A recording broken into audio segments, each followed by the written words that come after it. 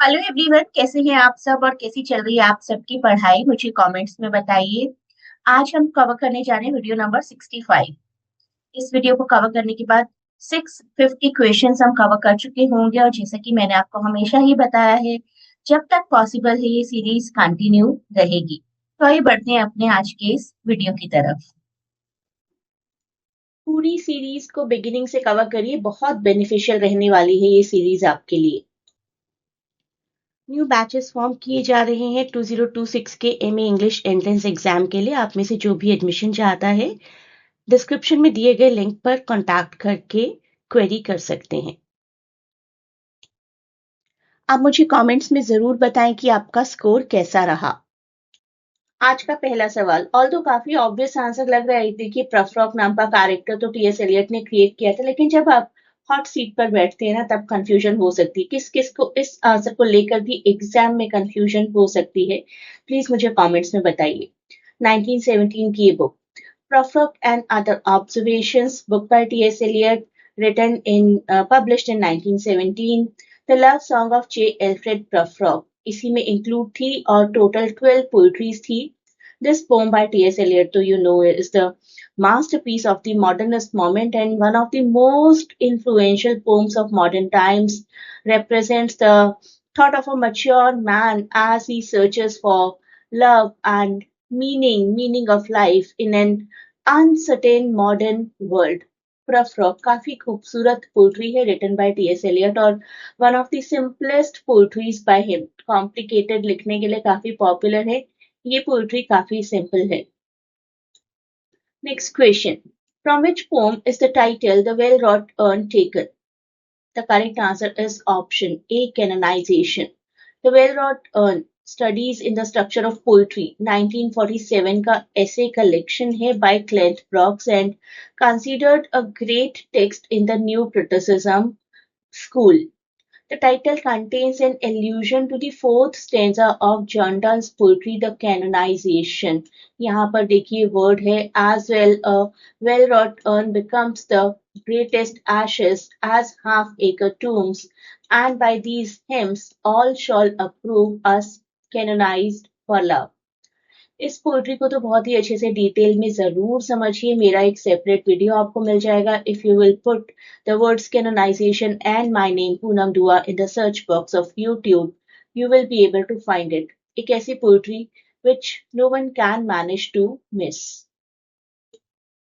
Next, Dickens in Hard Times brings out certain crucial aspects of which philosophy through the characters Gradgrind and Bounderby. Totalitarianism is the right answer, the term which was proposed by J.S. Mill, Victorian totalitarianism. ये होगा यहाँ पर हमारा answer. Hard Times is the 10th novel by Charles Dickens, जो कि 1854 में publish हुई थी। The book surveys the English society and satirizes the social and economic condition of that era. Very unusual text it is. It was said that the book surveys the social and economical conditions of the people of that era, or utilitarianism, यानी कि extreme amount of practicality. कौन सी चीज कितनी ज्यादा useful है, कितना काम आएगी, सिर्फ उसी पर वर्क करना चाहिए। That was the philosophy of many people back in that point of time, और आज भी ये philosophy चल रही है। There are many people who are extremely practical, और वो extreme practicality ही कहलाती है यूटिलिटेरियनिज्म। जिस चीज की जरूरत नहीं है वो प्रैक्टिस ही ना की जाए। Next question, Alphabet of Lust by Kamala Das was a poetry collection, novel, play, or short story? It is a novel. English language novel by Kamala Das, जो कि 1976 में सबसे पहले पब्लिश हुआ था। Known for the exploration of female sexual desires and experiences in a conservative Indian society.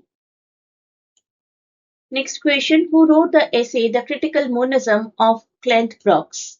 And the correct answer is Ronald Salmon Crane. He was a literary critic, historian, bibliographer, and professor, and credited with the founding of the Chicago School of Literary Criticism. Ronald Crane, Chicago School of Literary Criticism. He was a little hostile towards the views of Brooks and other new critics also. In the critical monism of Clint Brooks, Crane writes that under Brooks' view of a poem's unity being achieved through the irony and paradox of the opposing forces, it contains some non-logical things. बहुत से लोगों को new criticism का aspect perceptive समझ में नहीं आता, I mean use समझ में नहीं आता है. न्यू क्रिटिसिज्म क्या है ये समझ में आता है, लेकिन न्यू क्रिटिसिज्म की प्रैक्टिकलिटी समझ में नहीं आती है.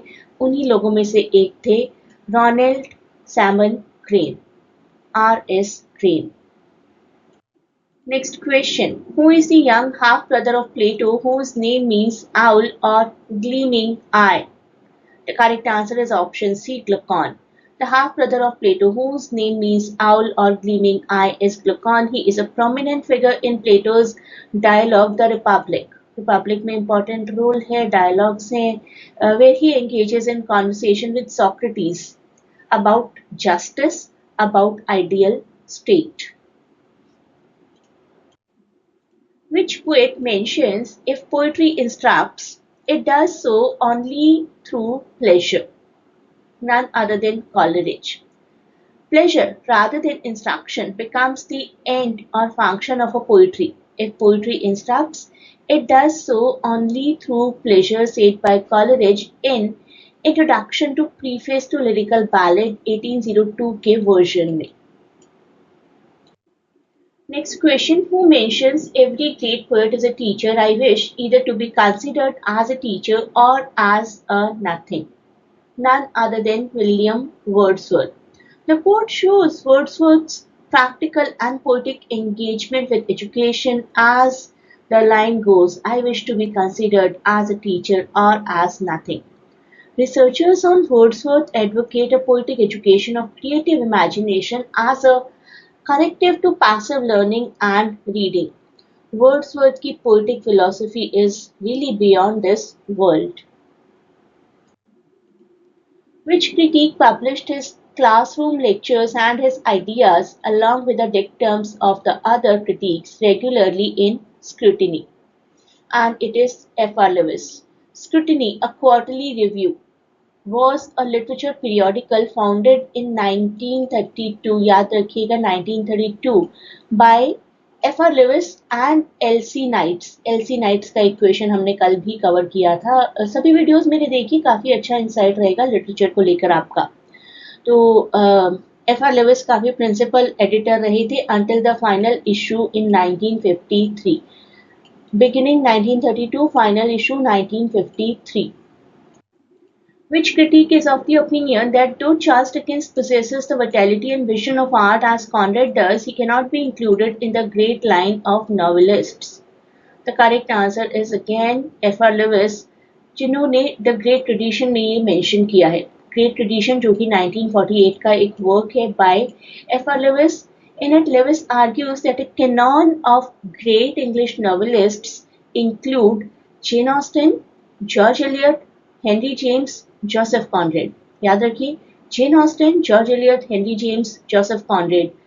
D.H. लॉरेंस को थोड़ा सा सक्सेसर उन्होंने माना है. अब यहाँ पर बात करते हैं चार्ल्स डिकेंस की. The assertion that Charles Dickens possesses the vitality and vision of art as Conrad does, he cannot be included in the line of great novelist. ये कोट है F.R. Lewis की.